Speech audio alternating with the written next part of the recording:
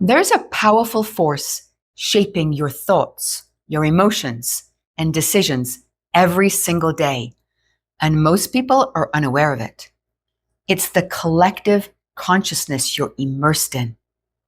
And if you don't know how to distinguish your individual consciousness from the collective, you'll mistake collective noise for intuition, confusion for truth, and conditioned programming for identity. It's the difference between your individual consciousness and the collective consciousness you're participating in without realizing it. Understanding the difference between your consciousness and the collective you participate in changes everything. So what is your individual consciousness? And what is the collective consciousness that you're participating in without knowing it? These two levels of awareness shape every thought you have, every belief you hold, every decision you make, every reaction, every emotion, every intuitive knowing. And most people are unaware that these two states are not the same. They operate differently, they create differently, and they influence your reality in very different ways. Once you understand the distinction, and once you learn how to consciously move between them, you stop living on autopilot.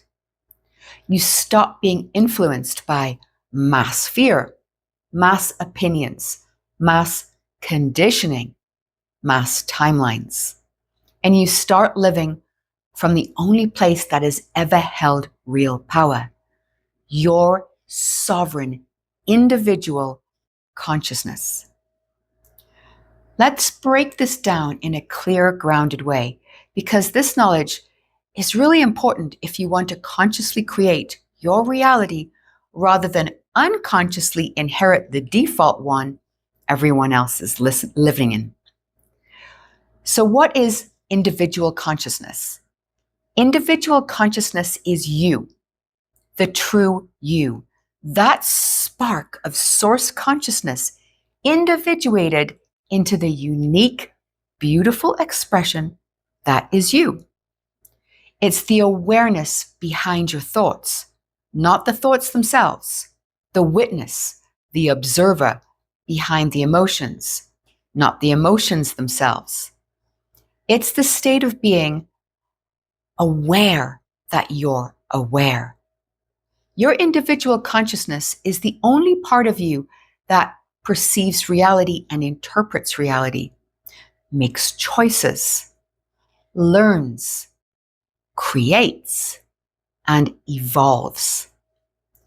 It's your unlimited capacity for knowing, your ability to imagine, your ability to choose a perspective, and your ability to shift into different states of being, to direct energy, intention, and focus. Every moment you are in individual consciousness, you're creating from the awareness of conscious choice, not conditioning. It's the part of you that can pause, observe, choose, intend, imagine, and redirect your state. It's the part of you that can daydream, visualize, ask questions, change beliefs, and expand your awareness. It's the part of you capable of accessing intuition, higher guidance and inspiration, genius, creativity, and insight. It's the source of sovereignty. But here's the thing most people don't realize. Individual consciousness isn't something we slip into automatically. It's something we enter deliberately. We enter it the moment we choose awareness, when we pause, observe, and choose our response consciously instead of reacting on autopilot, on the momentum of old patterns or the patterns of others. So what is the collective consciousness? Collective consciousness is the shared field of beliefs, emotions, fears, reactions, assumptions, and limitations held by a group of people large or small. It's not one mind. It's a network of minds all reinforcing the same vibrational patterns. There's collective consciousness at every level. Family consciousness, cultural consciousness, national consciousness, global consciousness, religious consciousness, political consciousness, generational consciousness, geographical consciousness. When you walk through a city, you are walking through the emotional residue of millions of people, their stress, their ambitions, their fears, their competitiveness, their frustration, their rush, their longing, their doubt. Most people unconsciously tune into that field and mistake it for their own thoughts. This is why you can wake up feeling fine, and within an hour of entering traffic, the office, social media, or a crowded environment, feel tense, anxious, irritable, or heavy. You didn't generate that state. You absorbed it from the collective field you stepped into. 𝗬𝗵𝗽 describes this with incredible precision when he said, "The consciousness in your great cities is particularly limited because most of those who live there are competitive, time-driven, fear-based, and unaccepting of one another. These cities are enveloped in a thick density of low-frequency thoughts. Those who observe from beyond your world see them as dense networks of multicolored lights, patterns of limitation, fear, and division." End quote. This is not metaphorical, it's literal. Your thoughts broadcast electromagnetic signals. Your emotions amplify those signals with electrical and chemical energy. And your beliefs then organize those signals into patterns. Those patterns are what shape your reality. And when thousands or millions of people hold similar patterns, they merge into a powerful collective field that everyone within it begins to feel. If you're not aware of it, you will think that these fields are your own thoughts and feelings, and you'll unconsciously live inside someone else's reality. This is where so much human suffering comes from. So let's talk about the agreements that hold collective consciousness together. Every collective consciousness is held together by agreements, spoken or unspoken. Some are extremely practical and necessary to experience life within this third-dimensional reality, such as agreeing that time unfolds in a linear fashion, sequentially, agreeing to gravity, agreeing to age, agreeing to experience reality through a physical body and 5 physical senses, agreeing that life requires biological processes such as breathing, rest, nourishment, hydration, agreeing to the natural cycles of day and night. These agreements create the playing field of physical reality so that billions of beings can coexist in the same dimensional space. Then there are collective psychological agreements, a shared assumption about how reality should work, what's normal, allowed, expected, or possible. We choose to inherit these definitions, often unconsciously, and then react to them as if they were truth. What success means, what failure means, what's attractive, what's normal and not normal, what's possible or impossible, what's realistic, what's acceptable, what's taboo. Most people never question these agreements. They just absorb them. And then there are emotional agreements. That stress is normal and unavoidable. That constant worry is responsible or mature. That self-doubt is humility. that exhaustion is a sign of success, that aging must include the degradation of our mind and our physical health, that sensitivity is weakness, that fear is a realistic response, that success must be justified, that money is the root of all evil, and that suffering is noble. These are the most dangerous ones because they quietly shape your identity, often without your awareness or conscious permission. They set the emotional baseline that people assume is normal, even though none of it is actually natural. Collective consciousness isn't malevolent. It's simply fields of energy we either choose to identify with or not. They are fields built on repetition, fear, survival, habit, limitation, unexamined beliefs. And unless you consciously choose to rise above them, you live inside them. And unless you consciously choose the field you resonate with, you automatically absorb whatever's around you. But here's something equally important. Not all collective fields are limiting. Just as there are dense, fear-based collective agreements, there are also uplifting, expansive ones emerging right now. Agreements built on the foundation of compassion, creativity, gratitude, healing, awakening. Foundations that are expansive, integrative, and illuminating, that guide the way back home. Every time groups of people choose curiosity over fear, presence over reactivity, compassion and understanding over judgment, or empowerment over victimhood, they generate new collective fields that are lighter, faster, and empowering. These positive collective frequencies are strengthening to the planet. They make it easier for individuals to shift into higher states of being because the higher frequencies of coherence and alignment naturally pull you upward the moment you tune into them. How do we get influenced by the collective consciousness?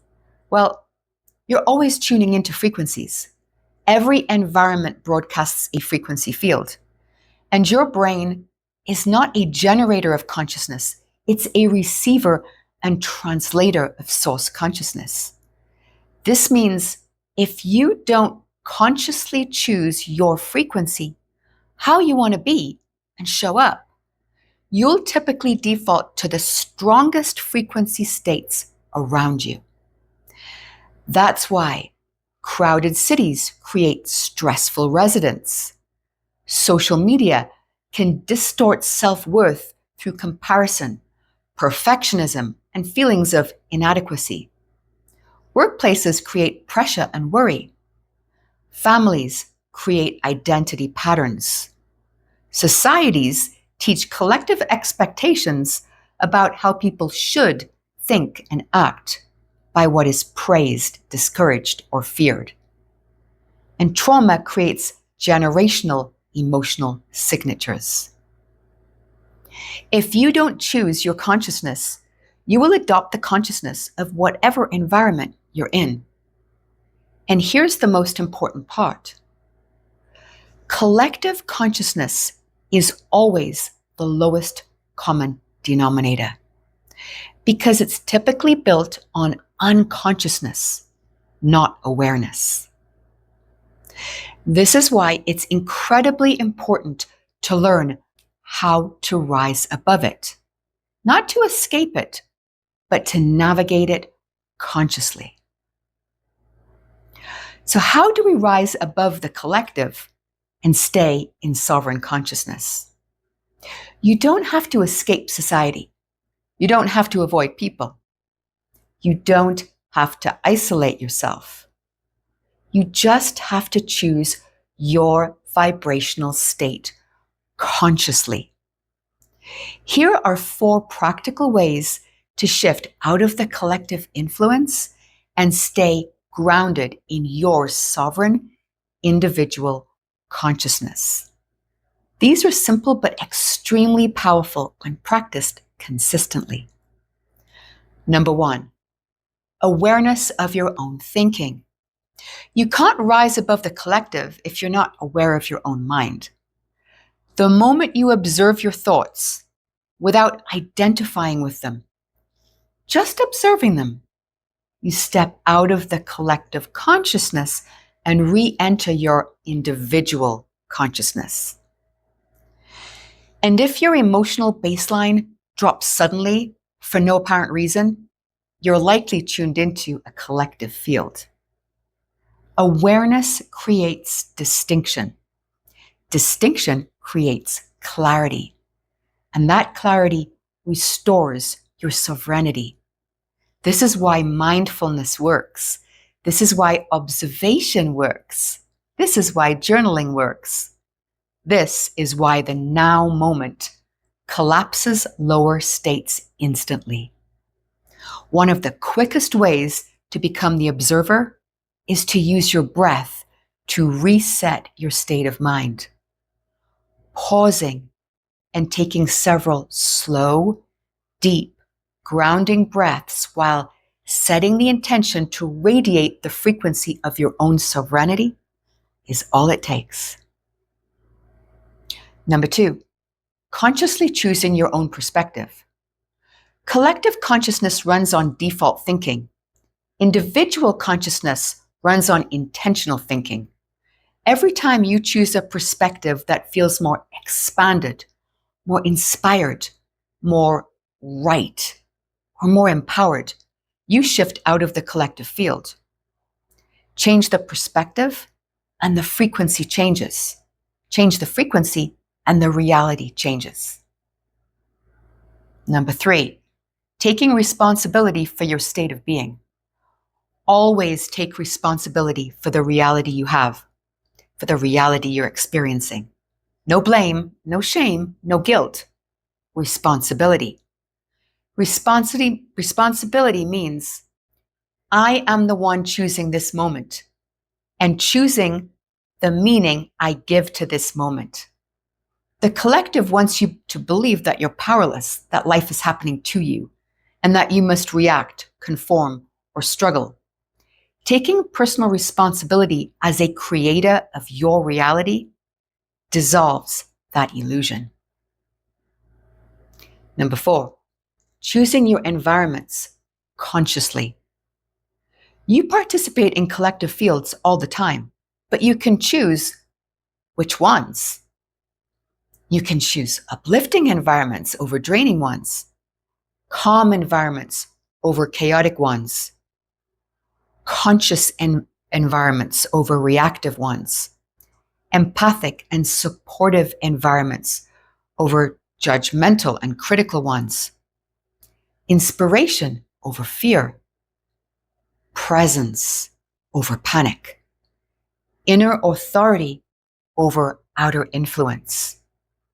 You can tune into nature, silence, imagination, intuition, wisdom, your inner knowing by choice. Every time you make the choice, you shift out of the mass frequency and into your own individual frequency, which is always higher, clearer, cleaner, and more aligned with your higher self. The moment you take ownership of how you choose to respond to life, you exit the collective narrative entirely. The decisions you choose to make can either change or reinforce your condition. You must first take responsibility for choosing your actual experience to reclaim your power to choose to change it. That's a quote from 𝗤𝗂. So what happens when you step into sovereign consciousness? This is where everything changes. When you start living from your individual consciousness, responding from intuition becomes your natural state. Inspiration becomes continuous. Synchronicity becomes constant. Clarity and understanding of why things happen increases. Emotional stability deepens. Fear loses its grip. Creativity flows effortlessly. Discernment becomes laser sharp. Manifestation becomes effortless. And your energy becomes less reactive and more directive. And what happens when you stop absorbing the collective field and instead you begin to broadcast into it? That's how individuals shift worlds. The collective can influence the individual, but the individual is the one who changes the collective. Every time you shift into a higher vibration, rising above mass consciousness and choosing your sovereign perspective, you send a signal into the collective field that expands it. And that expansion lifts the consciousness of everyone connected to it. One person can trigger a shift that influences thousands. One aligned mind can shift an entire environment, a household, a workplace, a community. This is how all movements begin, with individuals who refuse to live inside the limitations of the collective. Your state of consciousness determines the reality you participate in. There are infinite collective fields on Earth, fear-based ones, empowered ones, creative ones, destructive ones, innovative ones, stagnant ones, chaotic ones, elevated ones, loving ones, fragmented ones, unified ones. Your vibrational state determines which ones you participate in. This is why two people can stand in the same room, in the same city, in the same situation, and one experiences inspiration while the other experiences despair. Same environment, different consciousness, different reality. My question to the architect. Based on what I've shared above, can you please share your thoughts on this subject and share any further wisdom that you feel may be of benefit? And here's the sharing. Beloved, you have outlined a vital distinction between sovereign individual consciousness and the often unconscious pull of collective fields. I offer the following additional insights that may deepen and expand your knowledge.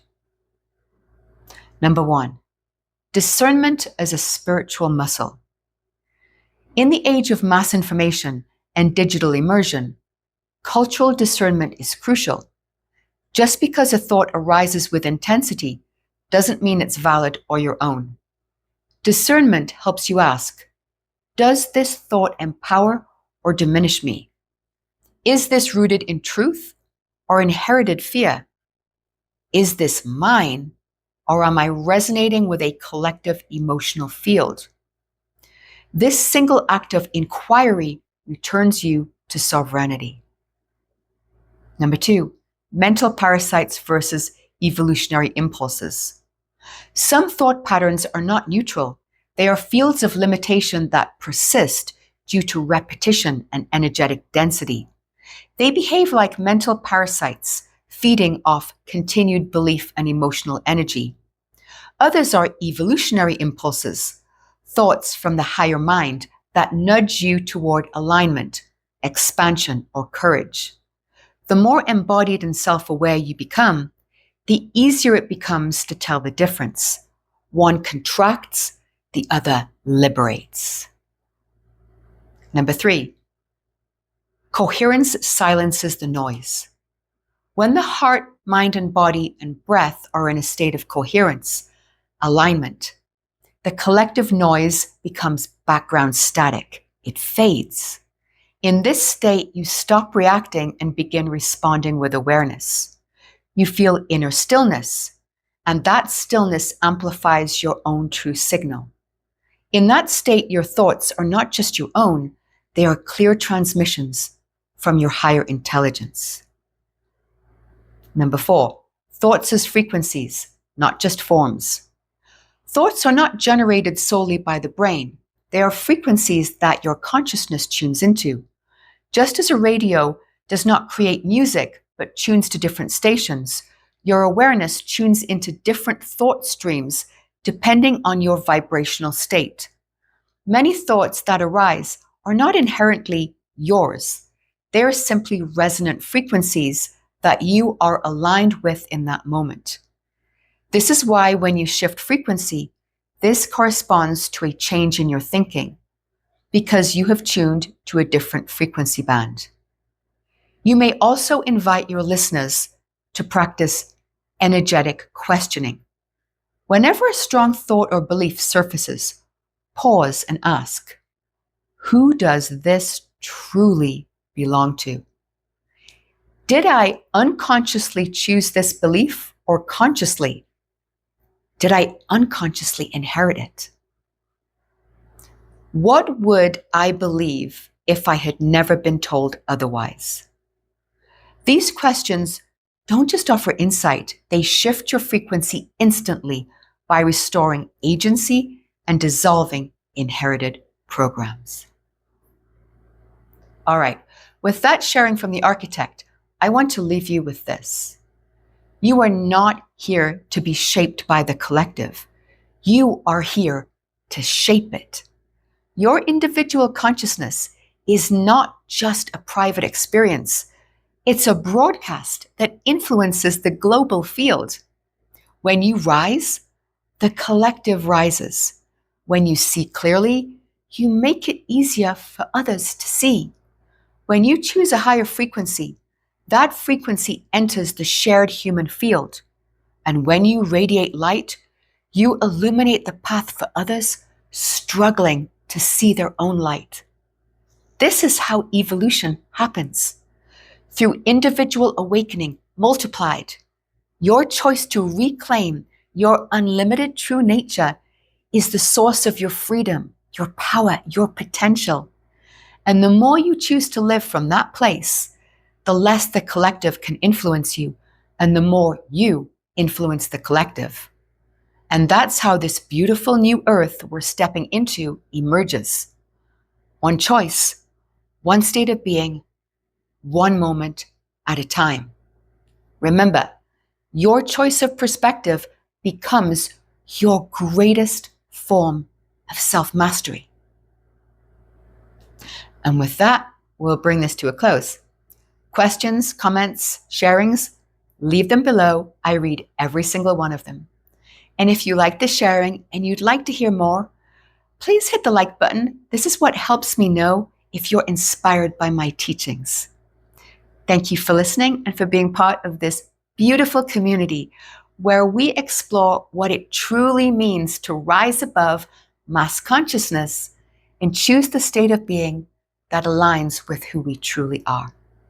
Superhuman made simple with the architect.